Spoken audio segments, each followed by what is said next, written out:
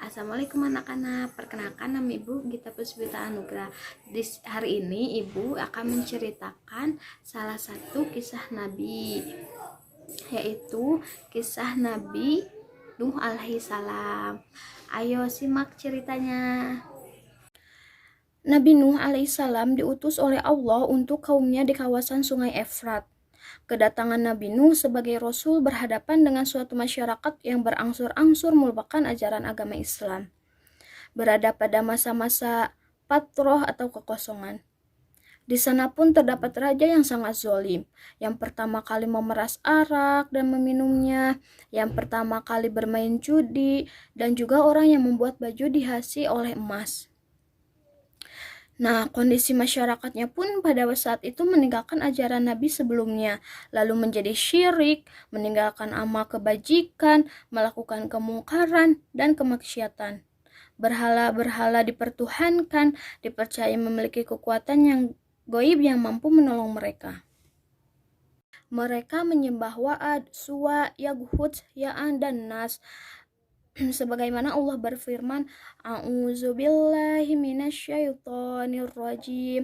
Bismillahirrahmanirrahim. Wa qalu la tadarunna wadda wala suwa'a wala yaghusa wa ya'uqa wa nasran.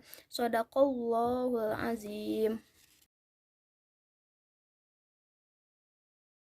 Jibril pun berkata kepada Nabi Nuh, berilah peringatan kepada musuh Allah yang bernama Dan Marsyil bin Fumail bin Jir bin Qabil bin Adam. Namun peringatan Nabi Nuh tidak digubri sang raja dan rakyatnya. Nuh kemudian mengadukan masalah yang dihadapinya kepada Allah Subhanahu wa Ta'ala, yang artinya, ya Tuhanku, janganlah Engkau biarkan seorang pun di antara orang-orang kafir tinggal di atas bumi. Sesungguhnya jika Engkau biarkan mereka tinggal, niscaya mereka akan menyesatkan hamba-hambamu dan mereka tidak akan melahirkan selain anak yang berbuat maksiat lagi sangat kafir. Allah pun mengabulkan perkataan Nabi Nuh untuk membinasakan semua manusia yang ada di muka bumi dari kalangan orang-orang kafir hingga anak Nuh yang bernama Kan'an pun memisahkan diri dari ayahnya dan bergabung dengan kekafiran. Sebelum azab datang berupa banjir besar, Nabi Nuh diperintahkan oleh Allah untuk membuat bahtera besar 3 lantai dengan panjang 200 meter. Nabi Nuh bersama pengikutnya yang beriman membuat perahu besar di sebuah gurun. Namun mereka semua menjadi olokan kaum kafir. Hingga suatu hari badai datang, hujan deras disertai badai menerjang seluruh daerah di tempat kaum Nabi Nuh berada.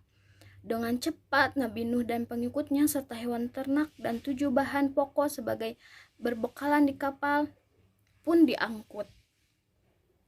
Nabi Nuh menunggu anaknya.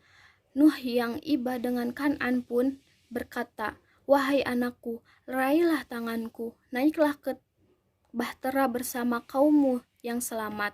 Kan'an pun berkata, tinggalkanlah aku akan mencari perlindungan ke gunung yang dapat menyelamatkanku dari air bah. Lalu Nuh pun berkata lagi, wahai anakku, hari ini tidak ada yang dapat memberikan keselamatan kecuali keselamatan dari Allah Subhanahu wa Ta'ala. Ajakan Nabi Nuh ditolak oleh Kan'an. Ia tidak memperdulikan keselamatannya. Ia telah menjadi bagian dari kaum Nuh yang kafir. Sebagaimana Allah berfirman, A'udzubillahi minasyaitonirrajim. Bismillahirrahmanirrahim. Qala sa'awi ila jabali ya'simni minal ma'. Qala la 'asimal yawma min amrillahi illa man rahima wa hala bainahumal mawju fakana minal mughraqin. Shadaqallahul azim. Yang artinya, dia anaknya menjawab, aku akan mencari perlindungan ke gunung yang dapat menghindarkan aku dari air bah.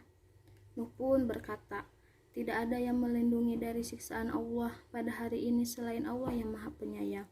Dan gelombang menjadi penghalang antara keduanya, maka dia, anak itu, termasuk orang yang ditenggelamkan.